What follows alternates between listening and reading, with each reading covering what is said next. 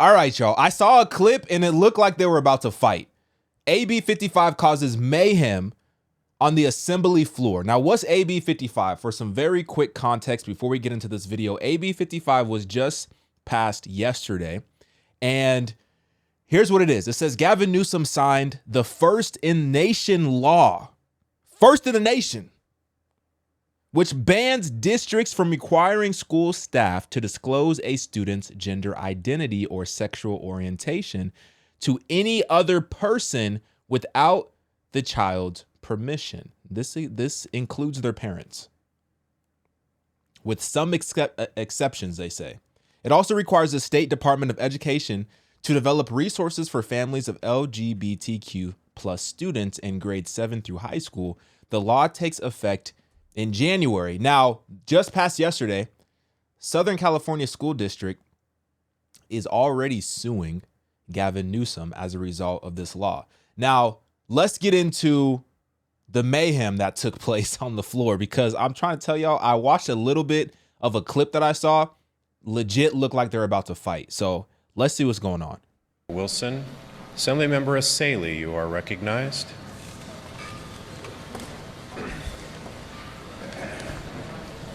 Thank you, Mr. Speaker. My button? It's on.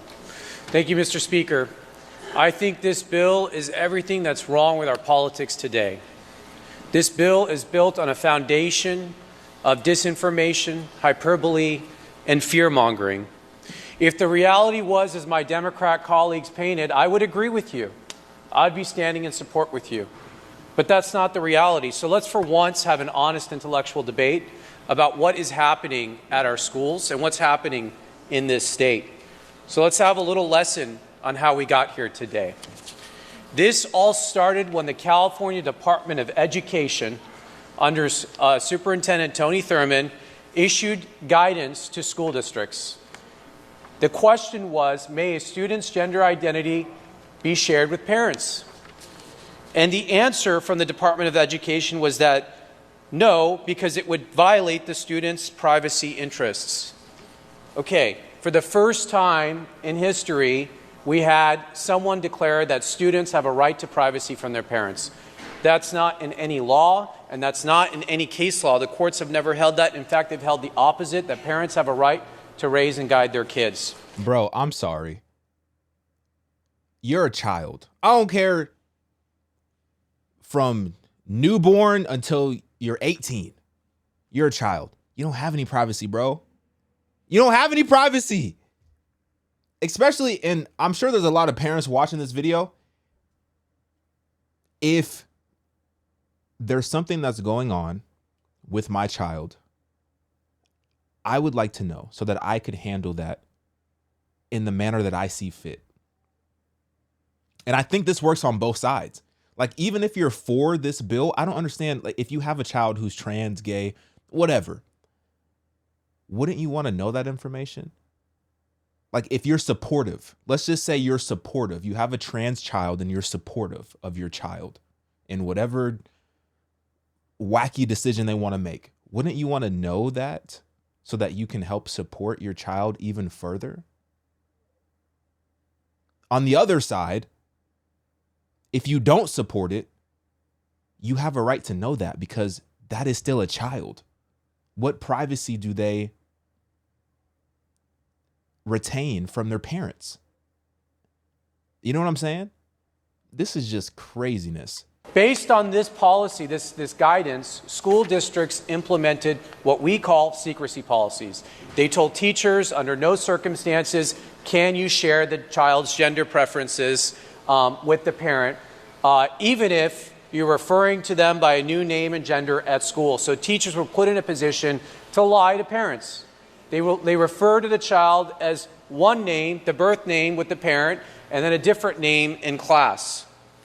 That's what caused me to introduce Assembly Bill 1314 last year, which just said if a child requests the school to change their records to have a new gender, that information should be shared with parents. Not to stop the change, just to inform the parents. But this body would not even let that debate happen. This body suppressed its opposition, and it silenced me. Mr. Essayli, we are debating AB 1955. We are not debating last year's bill. Are we debating? We are debating AB 1955. You are out of order. I'm not out of order. You are out of order. All right. Well, let me get to 1955. The proponents have said, by the way, I am tired of being interrupted by you. You do not interrupt them. You are. Hold on a second. You do. Bro, they cut his mic.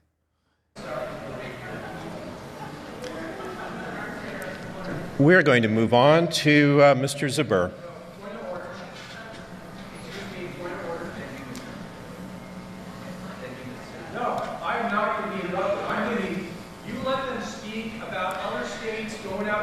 You were out of order, Mr. Essayli. You were out of order?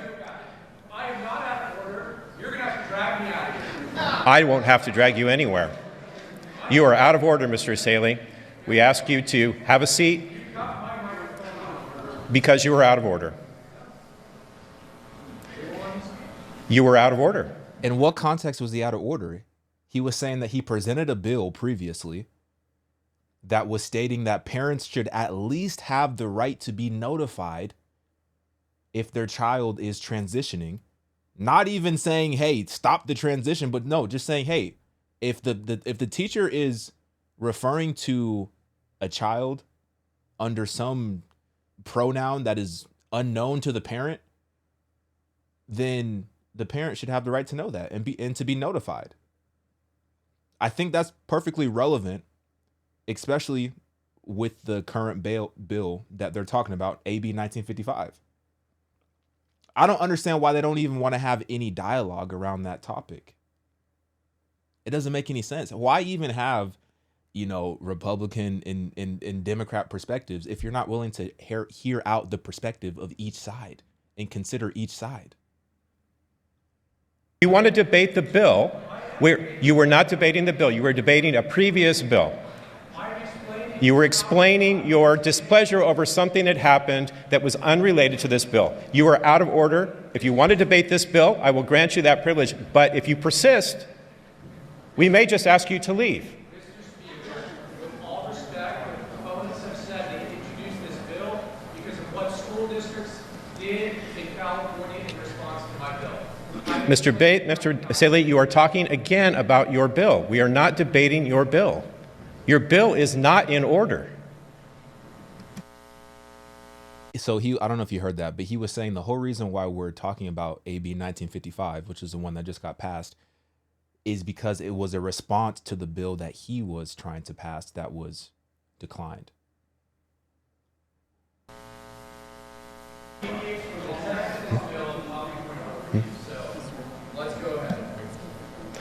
Mr. Gallagher, you are asking a point of order? Yeah, Mr. Speaker, respectfully, the member was discussing the very subject matter of the bill, which deals with these notice policies, and that does relate back to previous legislation. And I agree that I understand what you're saying in terms of there was another bill, but the subject matter is very much on the same subject of this bill and this legislation. So I respectfully just request that the member be able to finish his debate on this subject matter, sticking to 1955, this bill, so that we can complete this debate on this floor and allow for all voices to be heard. I will allow that if the member will stay with the bill at hand. We're not going to debate a bill that was not heard or previously It's the same subject matter, though. presented. You may proceed with your debate on the bill on the floor. How much time do I have left, Mr. Speaker? Minute and 29 seconds. I would like my time restored to when I was cut off. Well, we were debating you, so you have a Okay. minute and 29 seconds, and you're using it up rapidly. This is all right. Well, I wasn't prepared to address the Chinese Communist Party house today. And you're but I not will addressing do- them now. I will do You're my out of best. order. You're I out will of do order. my You're best. disparaging the House. I will do my best to wrap up. Okay, so we are here today because the proponents have said that school districts have passed dangerous parental notification policies such as Chino Valley's policy. My question is, how many of you have actually read Chino Valley's policy? I have it right here. We are not debating Chino's policy. We're debating the bill. Mr. Speaker, they are saying that schools are forcibly outing You're using kids. the paper as a prop. That paper is out of order. Okay, I will. The bill 1955 is literally to protect children from being forcibly outed. And he's bringing material that contextually supports the subject matter of the bill. Why is he not being allowed to speak? Use the paper. You are recognized, Assemblymember Reyes, for your point of order. Thank you, Mr. Speaker. The member is using disparaging comments regarding members of our community, members of our body, and I ask that he refrain from that. Your point of order is in order. Well taken. Point of order. You're disparaging the opposition by saying we want to erase trans kids, we want to put people back in closets. And I would ask that they refrain from disparaging our motives and intents, because that's absolutely not true.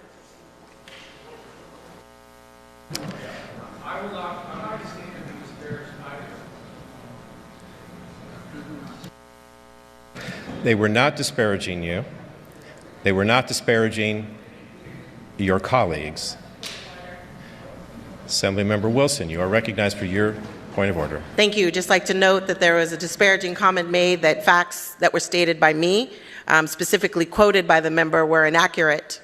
And they were stated as facts by me, as lived experience. And so we'd just like to note that for the record, that actually happened in my own life as I shared it as a fact. Thank you.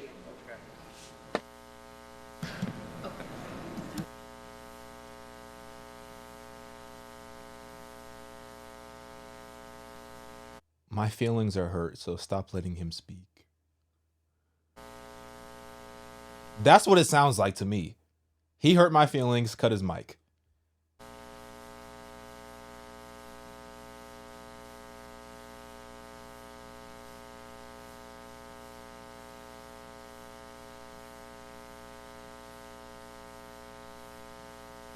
So we just gonna sit and waste all this time when y'all could have just let him finish what he was gonna say.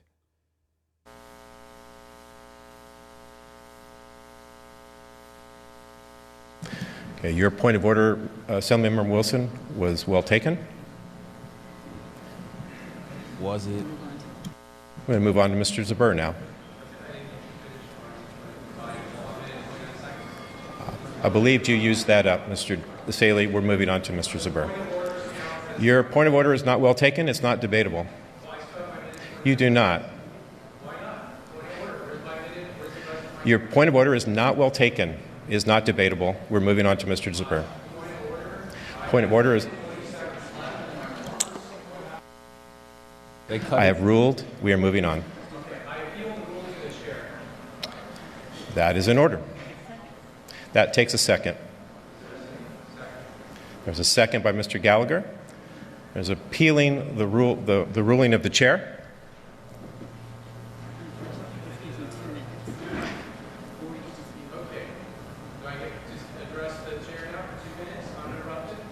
On my point of order? On your point of order. Yes, my point of order, Mr. Chair, is that you continually interrupt me.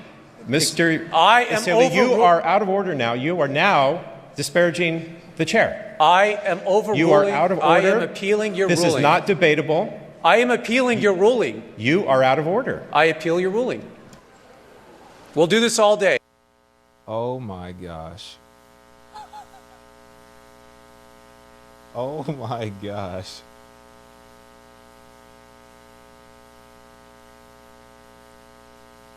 You get 2 minutes, but you do not have the right to disparage the chair. I get to say why you're wrong. I absolutely do. If that disparages the chair, then you are out of order. I am going to disparage your ruling. Absolutely. You are wrong. You are wrong, and this body should overturn your ruling. We are all equal members of this body. Just turn his mic on. They're literally muting his mic. Oh my gosh. They're literally muting his mic.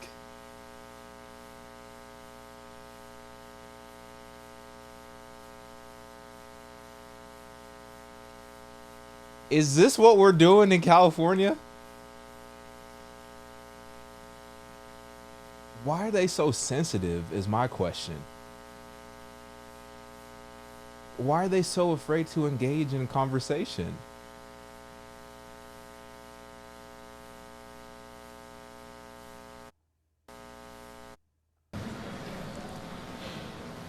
The item before us is, shall the decision of the chair be sustained?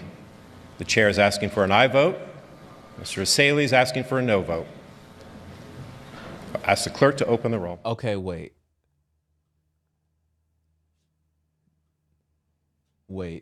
There was another video I want to show y'all from the same hearing. Hold on. They literally had to restrain dude. Right here. Well, in our reporting on this bill, we've told you it's been a major source of contention between those in support of it and those opposed to it. But what happened here at the state capitol took the drama on this bill to a whole new level. Dr. Jackson, please. Democratic Assemblymember Dr. Corey Jackson. He said you better wash yourself. Be physically restrained by his Democratic colleagues in the chamber Thursday. All of it taking place while lawmakers debated AB 1955. The legislation would prohibit school districts from enforcing and implementing LGBTQ+ notification policies and would prevent teachers from outing transgender and LGBTQ+ children to their parents unless the child gives permission. You are out of order now. The drama on the floor all beginning when GOP Assemblymember Bill Essayli, who is opposed to AB 1955, spoke about another bill he authored last year that would have required teachers to inform parents upon learning the child identifies as transgender. When Essayli expressed frustration with Democrats for killing that bill, this exchange between him and Democratic Assemblymember Jim Wood took place. You are out of order. I'm not out of order. You are out of order. All right. Well, let me get to 1955. The proponents have said, by the way, I am tired of being interrupted by you. You do not interrupt them. Hold on a second. You do. Essayli's mic was then cut off. Wood, who was presiding over the assembly session, explained why. You were not debating the bill. You were debating a previous bill. If you persist, we may just ask you to leave. Essayli was eventually allowed to speak again, and immediately he began with these remarks. I wasn't prepared to address the Chinese Communist Party house today. And you're not addressing them now. I will do You're out of order. And once again, Essayli's mic was cut off. Just a few minutes after that, Essayli and Assemblymember Jackson, himself a member of the LGBTQ+ caucus, had some kind of exchange of words that led to this moment in which Dr. Jackson started to move toward Essayli and could be heard saying to him, quote, "You better watch yourself." While it's not clear exactly what Essayli said to Jackson to make him so upset, Jackson later wrote this on social media, quote, "Well done. Disrespecting and challenging the dignity and humanity of others will not be tolerated. Thank you, Assembly Chris Ward." Disrespecting and challenging the dignity and humanity of others will not be tolerated. Democrats eventually left the chamber for more than half an hour. When they returned, Essayli... Bro, there's literally more LGBTQ flags than American flags.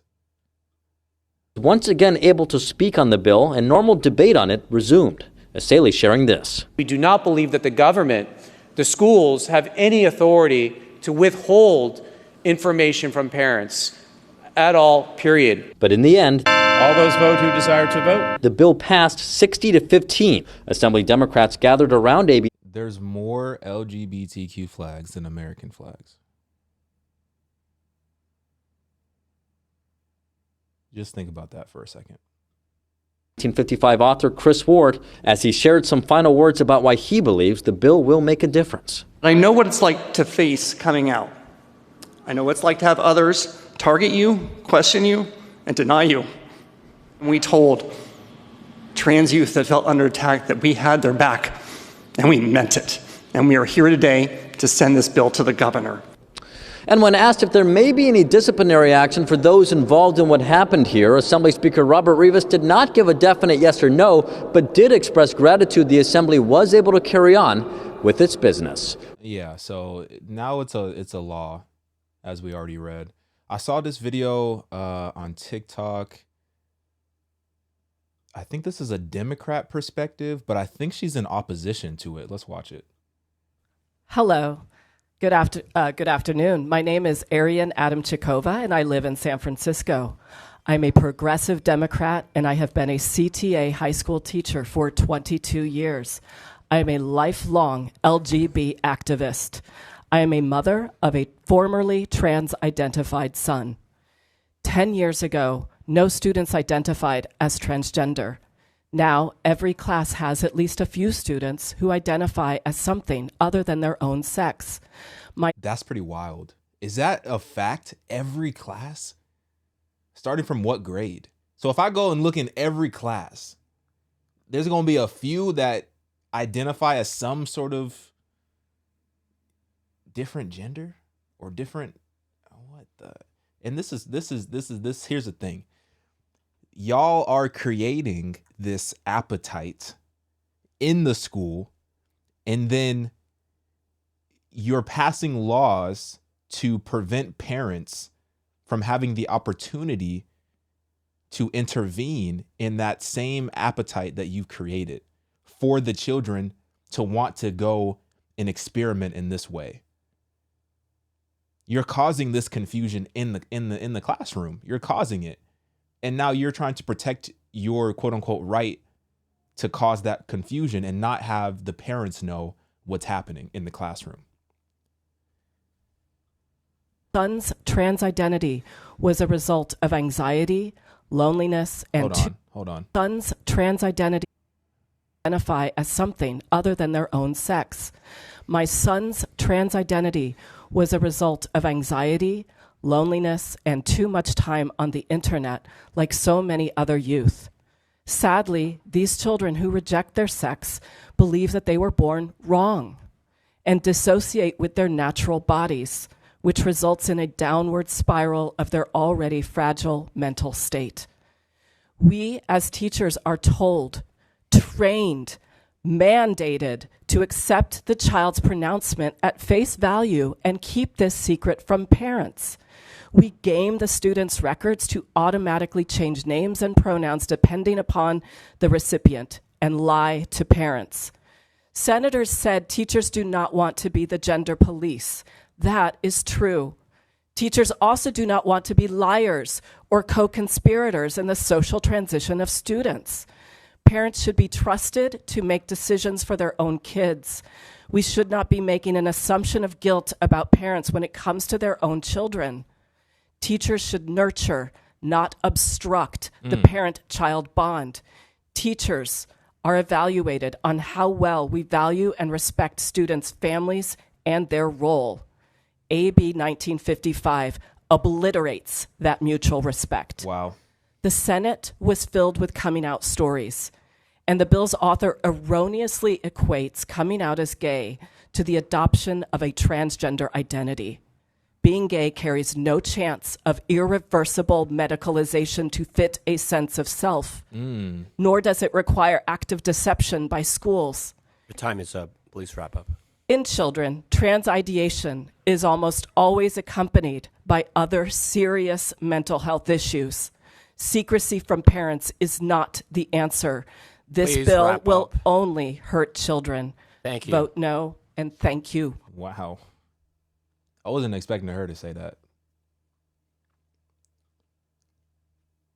I mean, what is that? Oh.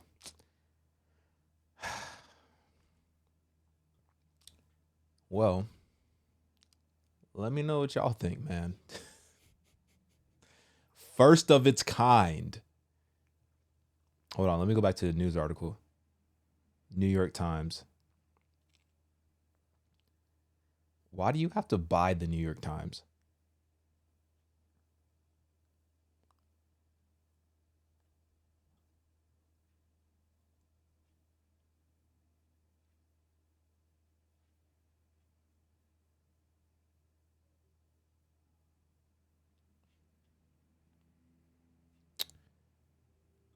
Well,